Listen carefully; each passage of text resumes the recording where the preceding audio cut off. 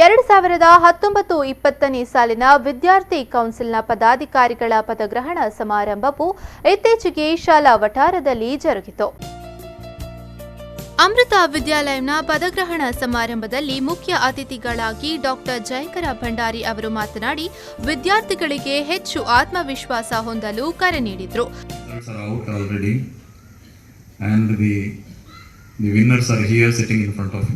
So you don't have to undergo that hard process of waiting for the result for a month, isn't it?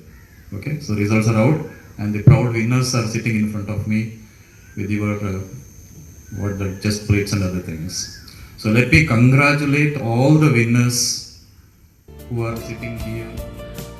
ಅಮೃತ ವಿದ್ಯಾಲಯಂನ ಪದಗ್ರಹಣ ಸಮಾರಂಭದಲ್ಲಿ head boy Vaibhav Kadri, head girl Shraddha Prabhu, assistant head boy Yash Padmashali, assistant head girl Ramya, sports minister Dhanusuya, assistant sports minister Saharsh Prabhu ಹಾಗೂ ನೀಮಾ ಜೇರೈ, ಪ್ರಣವ್ ರಾಜ, ಆರ್ಯನ್ ಪ್ರಭು, ದಿಯಾ ಜ್ಯೋತಿ, ರಾಜೇಶ್ವರಿ, ಶ್ರೀನಿಧಿ, ಶ್ರೀನಿತಾ, ಪ್ರಥಮ್ ಕಿಣಿ, ಲಿಖಿತಾ, ಅಬ್ದುಲ್ ವಸೀಸ್, ಪ್ರಕೃತಿ ಪ್ರಭು, ಅಮೃತ್ ರಾಜ್, ಸ್ಮೆರಾ, ವಿನಯ್ ಕಿಣಿ, ಚಂದಿರಾ, ಅಭಿಜಿತ್ ಕಾಮತ್, ಧ್ವನಿ ಅವರು ಪ್ರತಿಜ್ಞಾ ಸ್ವೀಕಾರ ಮಾಡಿದ್ರು.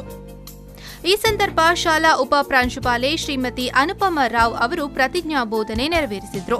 Keep up the flame and name of the institution and also to keep the school flag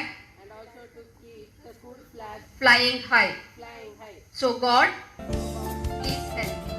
ಹಿರಿಯ ಪ್ರಾಂಶುಪಾಲರಾದ ಶ್ರೀರಾಮಚಂದ್ರ ಭಟ್ ರವರು ಸ್ವಾಗತ ಭಾಷಣ ಮಾಡಿ ಶ್ರೀಮತಿ ಮಾಧುರಿ ಅವರು ಕಾರ್ಯಕ್ರಮವನ್ನು ಸಂಯೋಜಿಸಿದರು.